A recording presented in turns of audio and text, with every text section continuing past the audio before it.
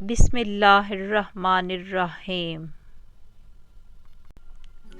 رسول خدا صلی اللہ علیہ وآلہ وسلم نے فرمایا، جب تک دسترخوان پر بیٹھے ہوئے تمام لوگ سیر نہ ہو جائیں، کھانے سے ہاتھ نہ کھینچو، کیونکہ تمہارا یہ عمل تمہارے ساتھیوں کے لیے شرمندگی کا باعث ہوگا۔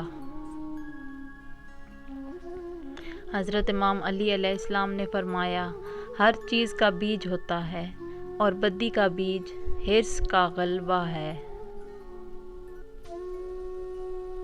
کسی بھی رشتے کو نبھانے کے لیے قسموں اور وعدوں کی ضرورت نہیں ہوتی، بس اسے نبھانے کے لیے دو خوبصورت لوگ چاہیے، ایک بھروسہ کر سکے اور دوسرا اسے سمجھ سکے۔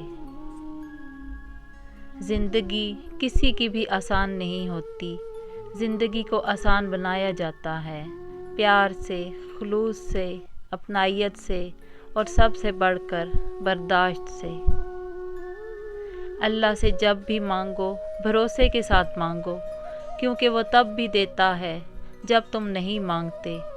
پھر یہ کیسے ممکن ہے کہ تم مانگو اور وہ عطا نہ کرے؟ برے دوستوں سے بچو، ایسا نہ ہو کہ وہ تمہارا تعارف بن جائیں۔